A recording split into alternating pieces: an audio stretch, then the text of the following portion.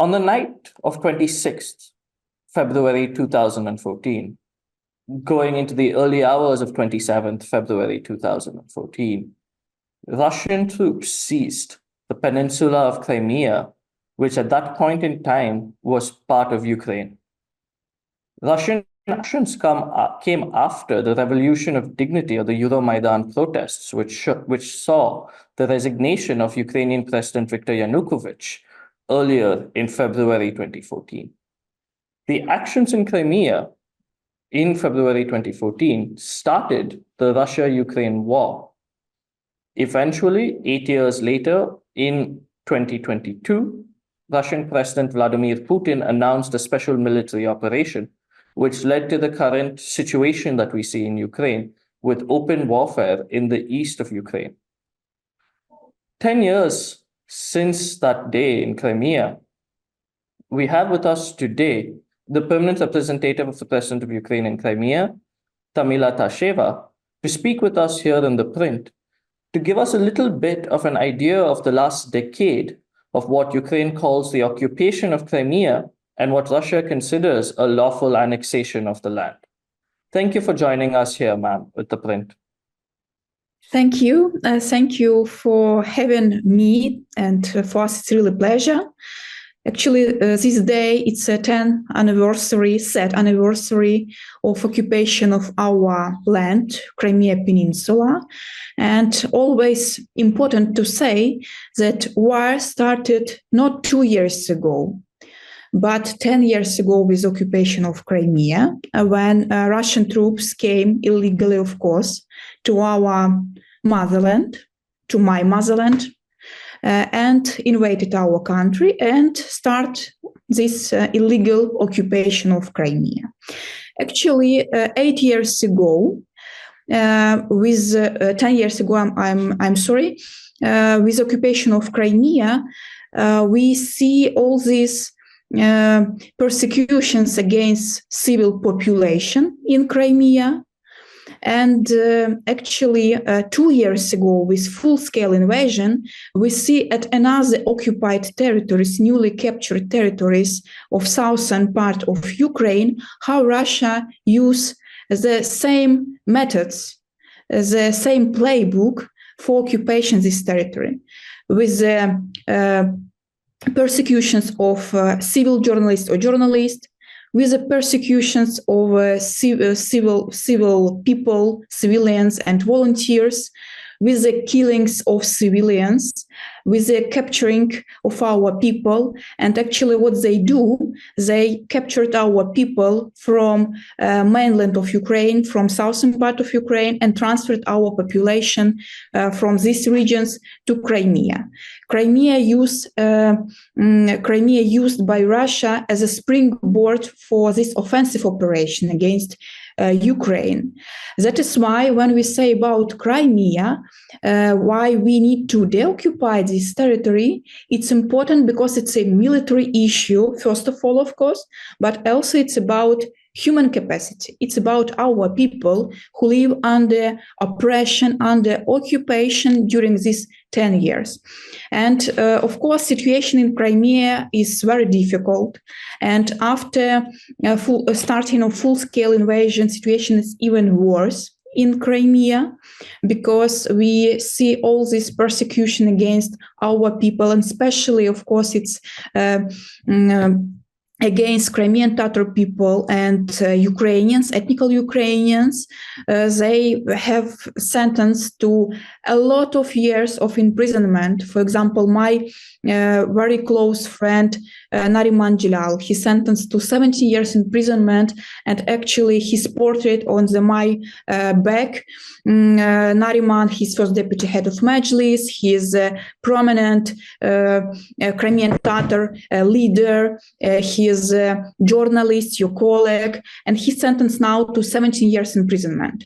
Or another case, when we say about persecutions, for example, even female activists or female journalists, it's a case of Lutfia Zudiyeva. She's actually arrested just 1 week ago, 22 of February, and she recently do like an op-ed on the one of the US magazine Newsweek, and she say and explain for our allies, for all over the world, for people all over the world, about how to live under oppression and under occupation. And in his article, she say about I go to bed fully dressed, expected armed man at dawn. And what she say and show at his article, we see actually at 22 of February when she's arrested. Unfortunately, such kind of example with Nariman and Lutfiye we see during 10 years.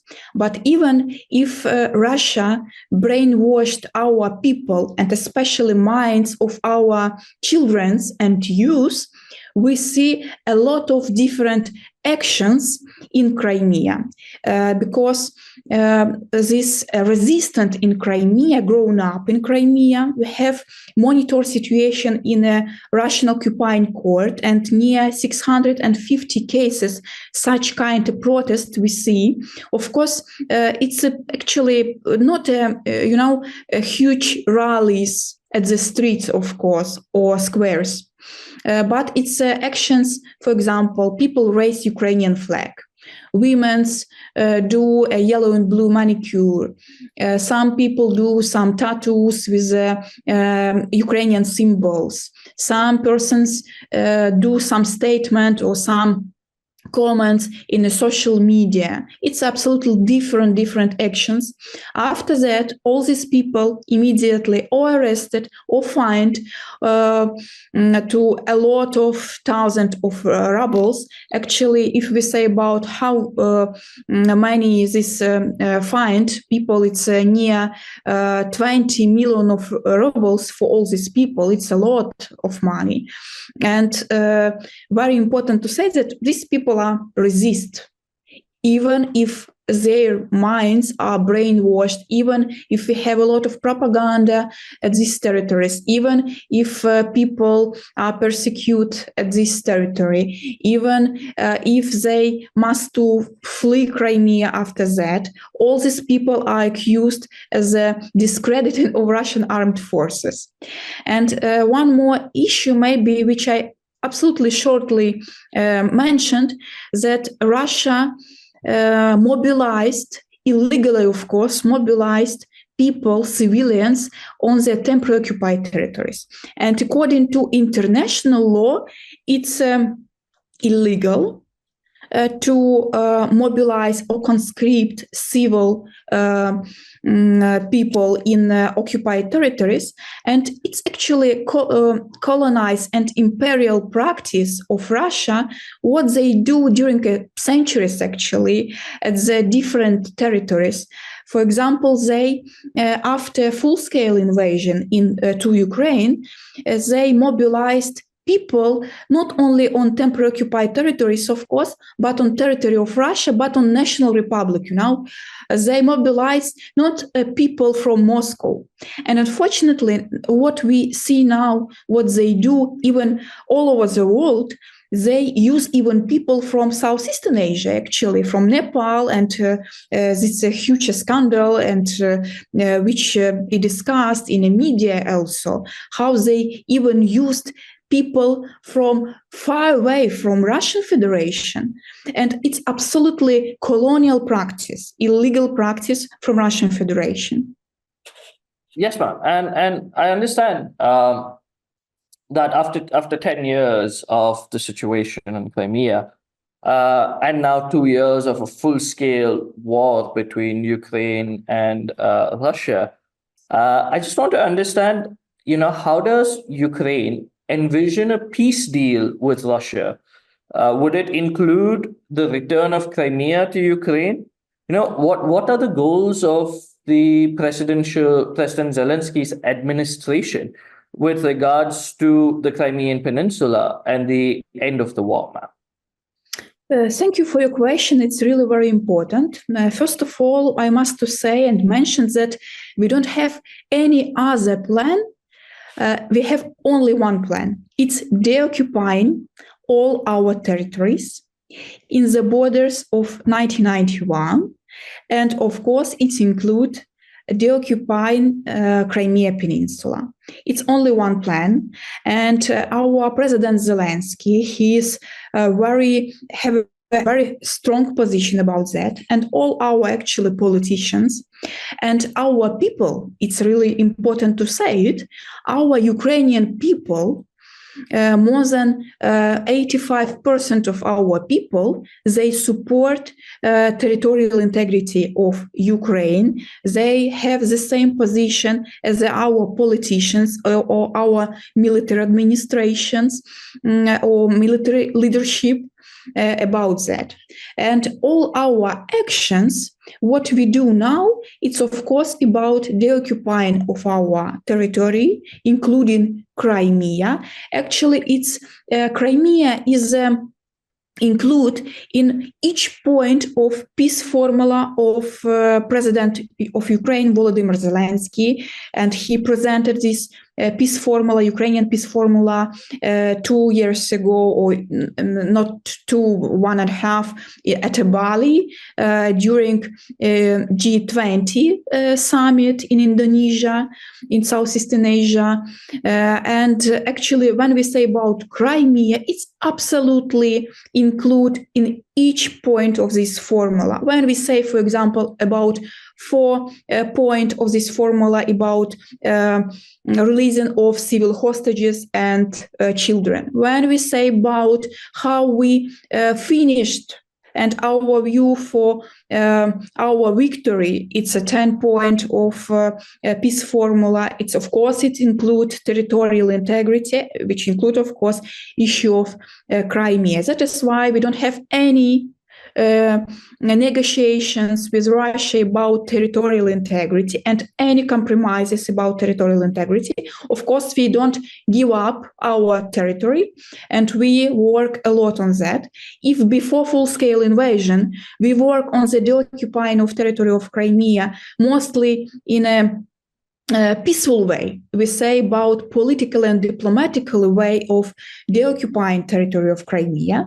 But after full-scale invasion and after all these massacres in Irpin, in Bucha, in Mariupol, and against a lot of different cities and our civilians, and all these crimes, war crimes, which is committed by Russian Federation, we understand that we don't have possibility only to peace negotiations about Crimea, because first of all, Russia do not negotiate about our territories, including, of course, Crimea, or newly seized by Russia, it's Donetsk and Luhansk Oblast, or Kherson and Zaporizhia Oblast, which is like officially, included to Russian constitutions, like it's historically Russian lands, but of course it's not true. That is why, of course, we deoccupied and we used different mechanism for that, including military component, of course, and you see all our success at the Black Sea, actually. And also very important to mention that for us, very important that Crimea is not just a piece of land. Crimea, it's a territory of Ukraine, is important, our land, but it's also about people who are suffering and oppressed under occupation. That is why we need to deoccupy it, to release all our civil hostages, including politically motivated persecutions like Lutfiya Zudiyeva, I mentioned, or Nariman Jilal, first deputy head of Majlis, because we understand that we, of course, released all our people, all civil hostages, and it's thousands of people only when we deoccupy territory. And also Crimea, it's a territory where Crimean Tatars people, it's their land, it's our land, where we are formed, it's indigenous population. And during, unfortunately, more than 2 centuries, Crimean Tatar people are persecuted by first of all, Russian Empire, then Soviet Union, and deported in 1944, and then by Putin's regime, Russian's regime. That is why we need to stop all these actions against Ukrainians and Crimean Tatars and at temporarily occupied territory, and only way to deoccupy these territories. Right, I understand, ma'am. And you've been talking about sort of this, the Crimean Tatars being deported, Ukrainians being arrested. So I just want to understand, in the last decade, what has really been the economic impact to the Crimean Peninsula, because it was an agricultural hotbed for Ukraine. And then in the early days, Ukraine started sending lesser and lesser water to Crimea after the occupation/annexation. So I just want to understand the economic impact here, ma'am, in the peninsula. Actually, if I answer a very short, we don't have normal economy in Crimea at all, actually, because Ukrainian economy after occupation suffered a lot, of course. Ukraine deprived of the Black Sea ports. From 18 ports, we don't have now access to 5 ports. Of course, first of all, it's a Sevastopol, and that is why we have difficulties with all our grain initiatives. But after all these actions on the Black Sea, which is I mentioned, now we restore actually this grain initiative of Ukraine, and now we send all these materials and all this grain or another agricultural products to different countries, including for Southeastern Asia countries also. Of course, after occupation of Crimea, this territory under sanctions.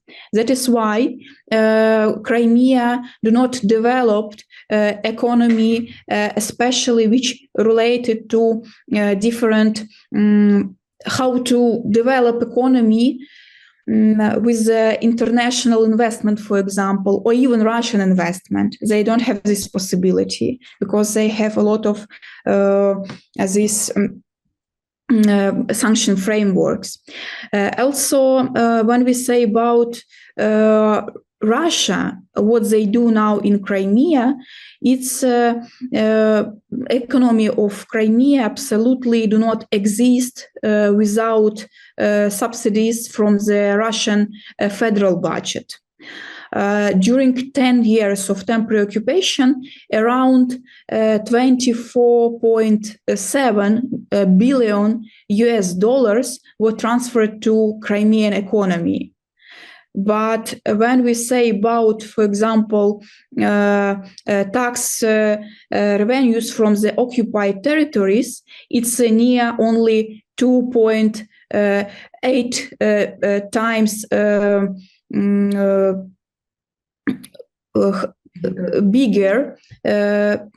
bigger. Yes.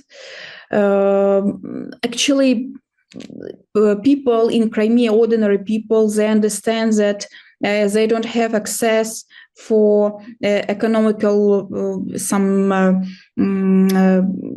developments. They don't have possibility to be. Yes, thank you. How to integrate this economy and how to develop economy in Crimea, because it's on the sanction regime, because it's on the like a close area, because only one way to communicate, it's a carriage bridge. From time to time, it's targeted by militaries. It's also complicated. They don't have good products in Crimea, and ordinary civilians, Crimeans, don't have this access for normal food even products. When we say about tourism, for example, Crimea, it's a land near Black Sea. It's a peninsula, and before occupation, it's 1 million of tourists in Crimea. After especially full-scale invasion, we don't have now tourism in Crimea, and even all these tourism chains or hotels, for example, they have from federal budget subsidies to somehow to survive at this territory. And shortly, we don't have normal economy situation in Crimea. Right, ma'am. And my last question to you, and this is stemming from what we're seeing around in the US, in the European Union, support for Ukraine's war effort has been divided. The United States has yet to pass its $60 billion aid package to Ukraine. The European Union has had multiple discussions, right? So the situation for those who supported Ukraine and Crimea, it's divided. In that scenario, has the future of Crimea been discussed with the US, with the European Union? And has there been any specific idea or resolution that the Ukraine's largest supporters have called for with regards to Crimea, given that it's been over a decade now that it has been occupied by Moscow? Thank you for your question. Actually, I must say that 10 years ago, when Crimea is occupied, unfortunately, we don't have enough reaction for occupation of Crimea. And that is why Russia started a full-scale invasion. They prepared, of course, full-scale invasion against Ukraine 8 years after occupation in 2014 and when war started. We really understand it. But on the political level, our allies all over the world support Ukrainian territorial integrity in the borders of 1991. For example, when we say about United States, they even adopted a Crimean declaration in 2017. We say it's Pompeo Declaration about territorial integrity. That they always say that Crimea is Ukraine, and they say about territorial integrity of Ukraine. Of course, we have a lot of resolutions which is adopted during 10 years and even last year, and they prepared another resolution about territorial integrity maybe in December this year also. Of course, we discussed with all our allies future of Crimea, but future of Crimea as a part of Ukraine. And our state institutions, we have a direct task from President Zelensky about preparing of reintegration policies for Crimea. It's mean how we develop economy after the occupation, and our view for economical restoration of Ukraine in Crimea, how to restore public authorities and administration in Crimea, how to bring some people to responsibility who do all these crimes against our people and our national security system, how to deal with all newcomers to Crimea. And of course, unfortunately, it's a lot of people who illegally came from Russian Federation to Crimea after 2014. And of course, when we say about when we say Russians, it's not about, of course, ethnical profiling. Absolutely. We say only about Russian citizens who illegally came to Crimea after 2014. It's a lot of issue which related to, for example, national minorities or issue of indigenous population and how to work with all these people. It's a cognitive demining of minds of our people, because we understand that during 10 years, we have a lot of people who born in Crimea, our Ukrainian people, but they don't have this strong connections between mainland of Ukraine and Crimea. And minds of our people are brainwashed under really strong propaganda in Crimea. How to work with the youth. All these strategies we now prepared, and of course we discussed somehow all these strategies with our allies, even with the countries from Southeastern Asia also, and we communicate with some experts from India, for example. And last year we organized a huge conference, Crimea Global, Understanding Ukraine Through South, because we understand that Crimea is really very important when we explain what is Ukraine and why, and what is Crimea, because Crimea is colonized, I mentioned it, during 2.5 centuries. And we understand that we need to explain it for all our allies all over the world, actually not for Western European countries, for example, or North America countries. It's important to communicate and to explain it. Right, I understand. And that was my final question, ma'am. And thank you so much, ma'am, for joining ThePrint to have this conversation a decade after the situation in Crimea started unfolding. And thank you so much for joining in with ThePrint.